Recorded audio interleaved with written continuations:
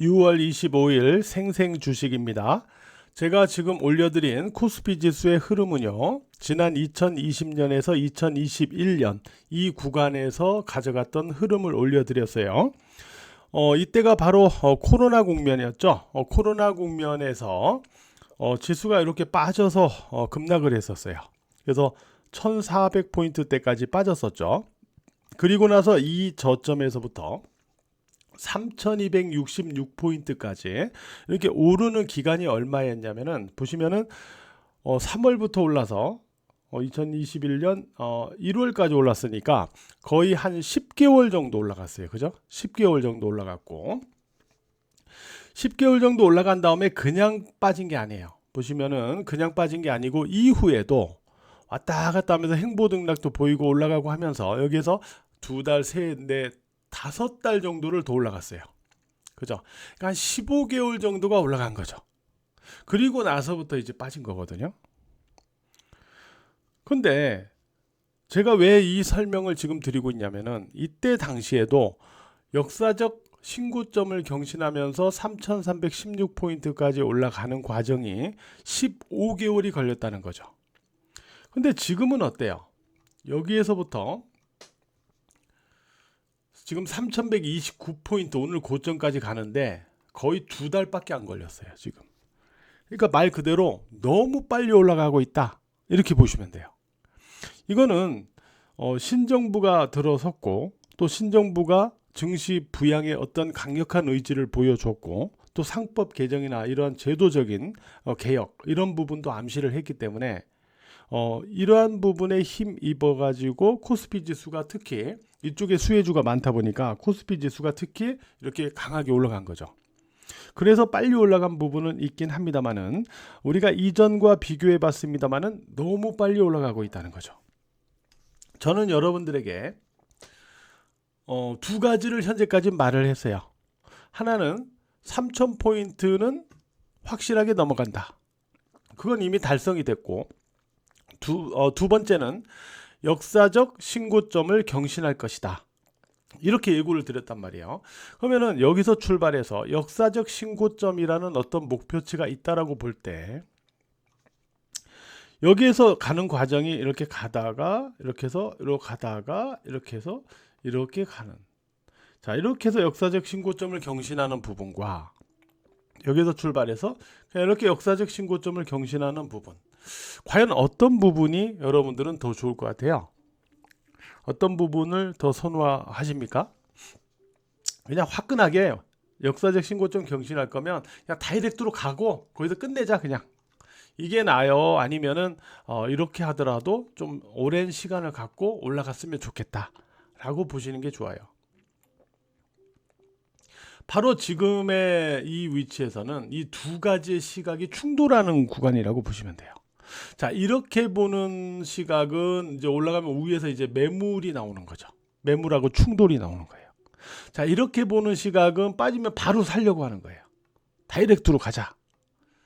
그래서 위에서의 매물과 아래에서의 저가 매수, 이 두 가지가 지금 충돌하는 그런 과정이다라고 보시면 돼요.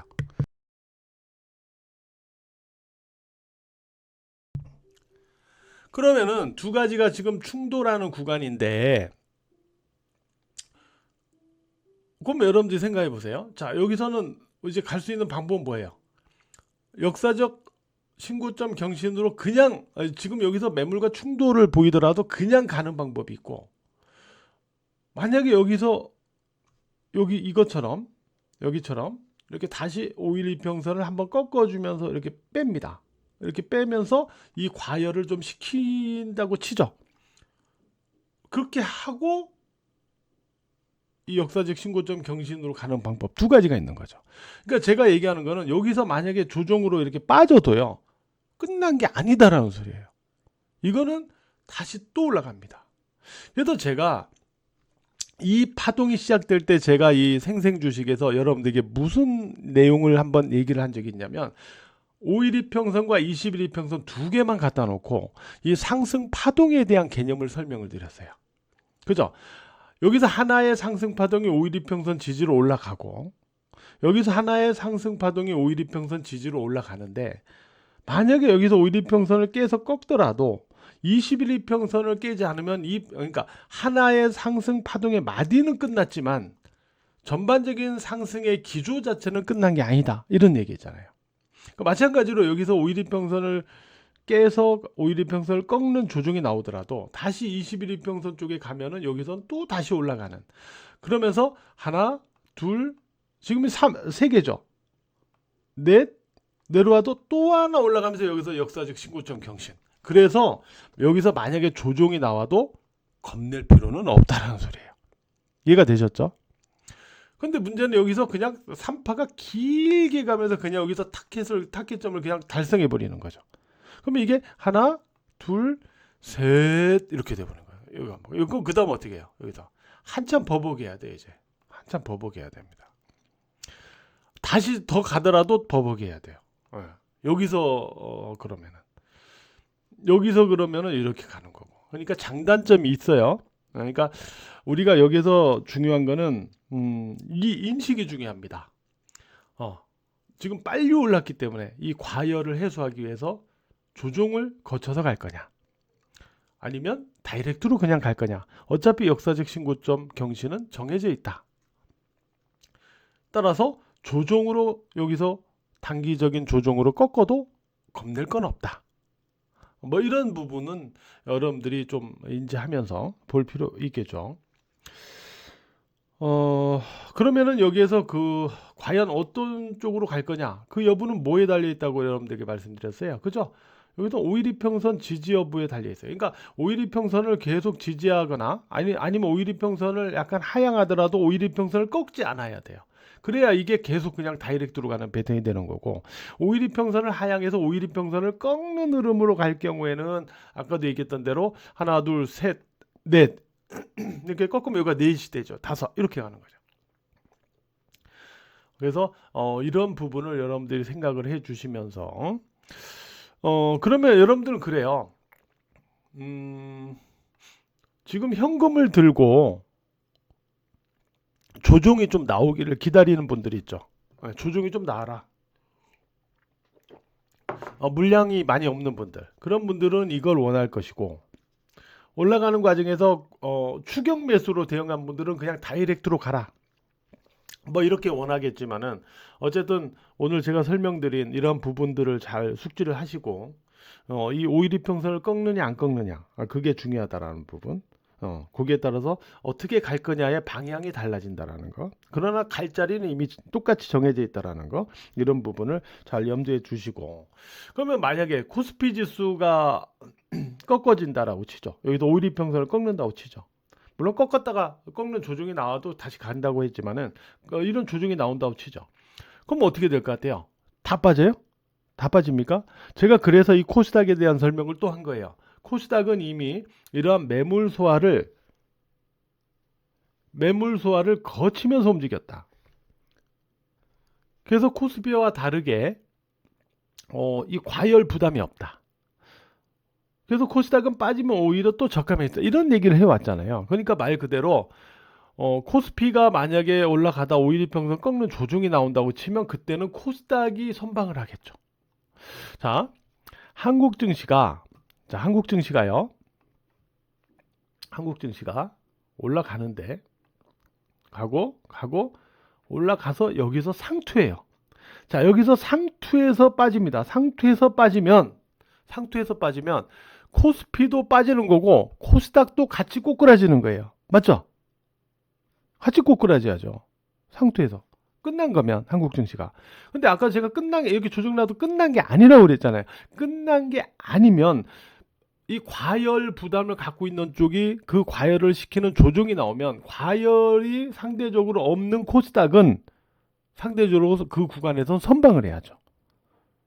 그래서 코스피가 조정이 나오더라도 그 구간에서 코스닥에서 선방이 되기 때문에 여전히 매매 여건은 코스닥에 또 있는 거예요. 그러다가 이게 조정이 끝나면 다시 코스피로 주도권이 넘어가서 또 가는 거고, 이 수순을 우리가 갖고 생각해야 돼요.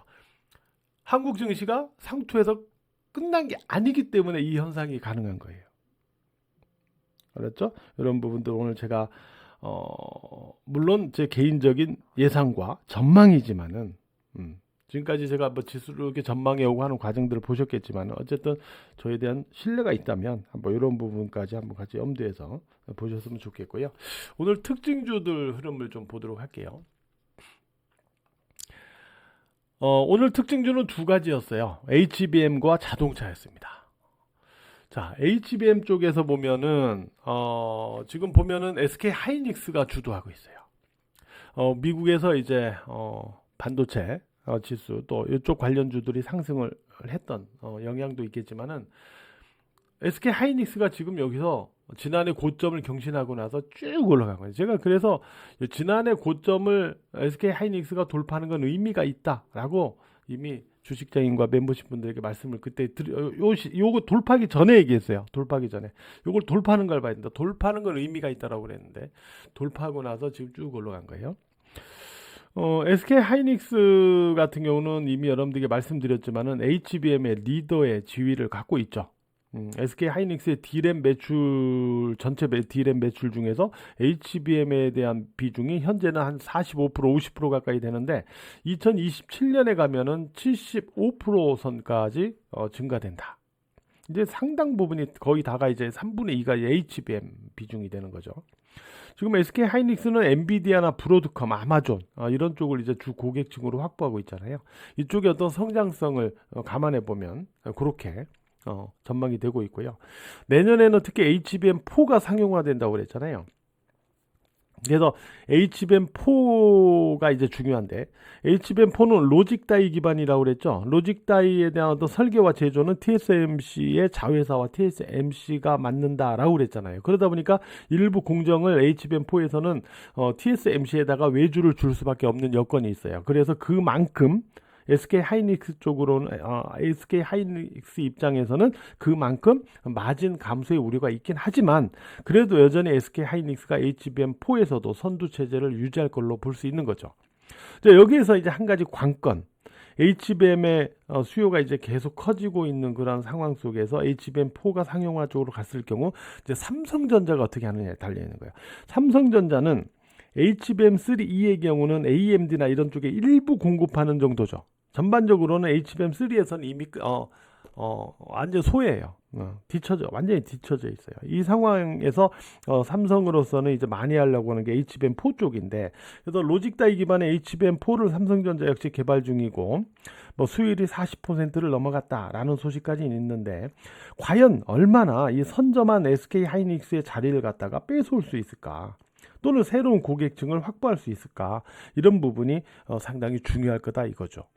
그죠? 상당히 중요하다 이거죠. 그래서 삼성전자의 입장에서는 삼성전자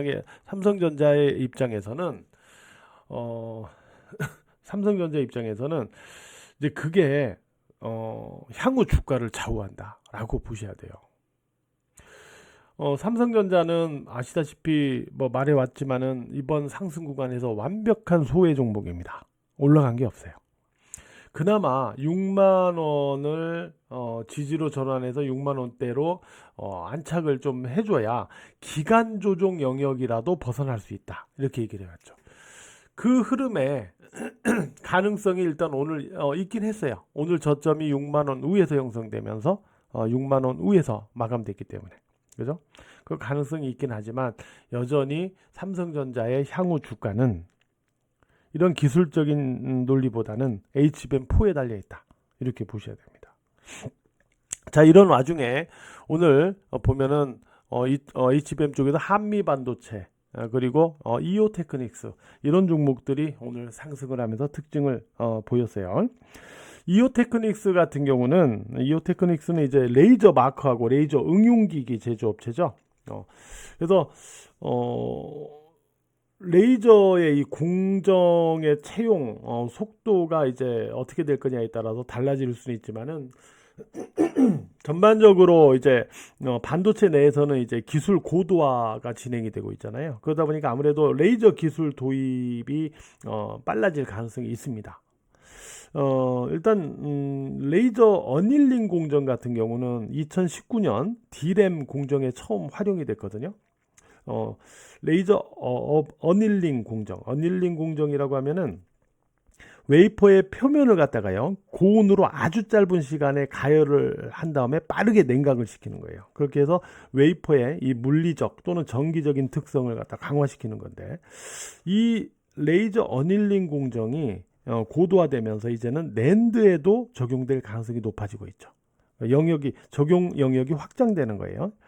요게 이제 이오테크닉스의 수혜 기대감을 갖고 있는 부분이 있고, 또 커팅 장비가 있는데, 이 커팅 장비도 기존에는 이제 물리적인 절단 방식을 썼다면은 이제 레이저 방식으로 전환을 이제 해 나갈 가능성이 높아졌어요.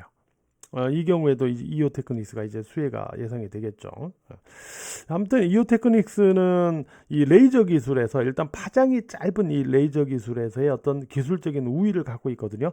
레이저 기술에서 기술적 우위를 갖고 있다는 소리는 웨이퍼에 대한 어떤 손상을 최소화시킬 수 있는 우위 기술을 갖고 있다는 소리예요. 여기에서 이제 이런 상황이다 보니까 아무래도 커팅 장비에서도 시장 점유율이 향후 확대될 가능성이 있다.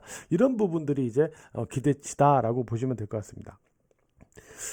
주가도 지금 보면은 이 저점에서부터는 저점과 고점을 높이면서 움직이고 있죠. 아까 제가 지수에도 그려드렸던 이 흐름을 따라가고 있죠. 이렇게 저점과 고점을 높이면 이건 살아나는 패턴이에요.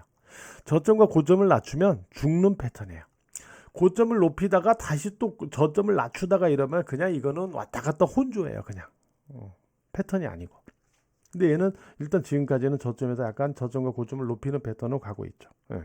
그래서 일단 좀 관심권에서 좀 볼 수는 있는 그런 상황이 있다라고 말씀을 드릴 수 있을 것 같습니다. 그리고 오늘 이제 자동차 쪽입니다. 자동차 쪽 같은 경우는 지금 보면 국내 자동차 총생산 규모가 감소했죠. 그래서 국내 생산 총생산 규모가 감소를 했고, 또 5월 미국 쪽으로의 어떤 그 수출도 대미 수출 물량도 지난해 같은 기간보다 21.5%가 감소했어요. 21.5% 감소를 했습니다. 현대차가 31.4% 많이 감소했고요. 기아는 한 4.8% 감소했네요.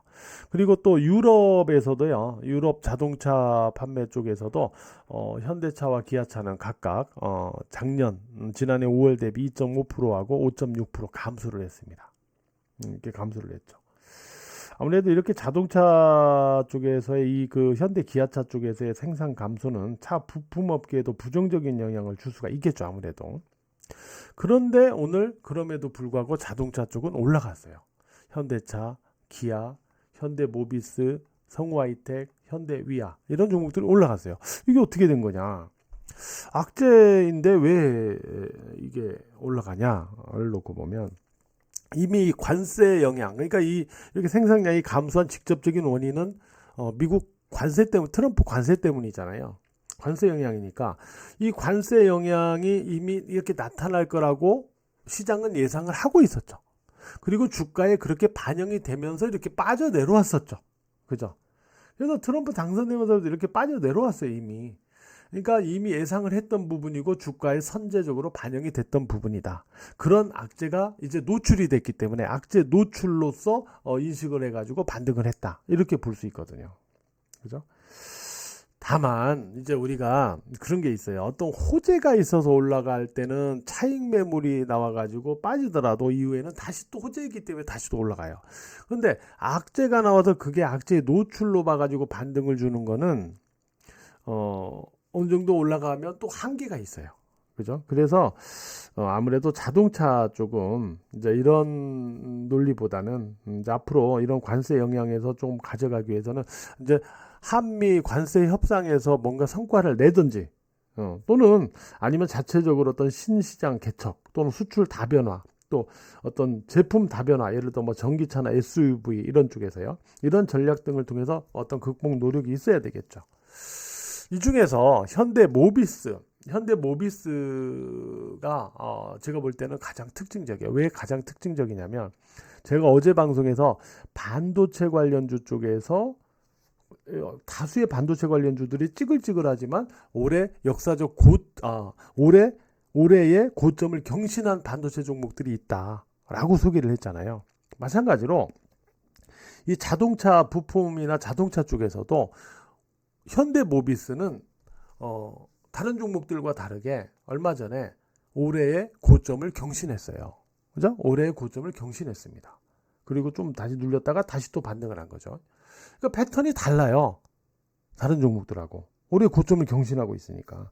그럼 그 이유가 있을 거 아니에요. 그래서 현대모비스가 그렇게 가는 이유는 일단 예를 들어서 뭐 차 부품 쪽에서도 이제 기술력이 고도화되고 있잖아요. 이제 그죠? 그러면서 이제 연간 수주 규모가 이제 계속 확대되고 있는 부분. 여기다가 이제 로봇 구동장치 기업으로서도 이제 성장 잠재력을 갖고 있지 않습니까?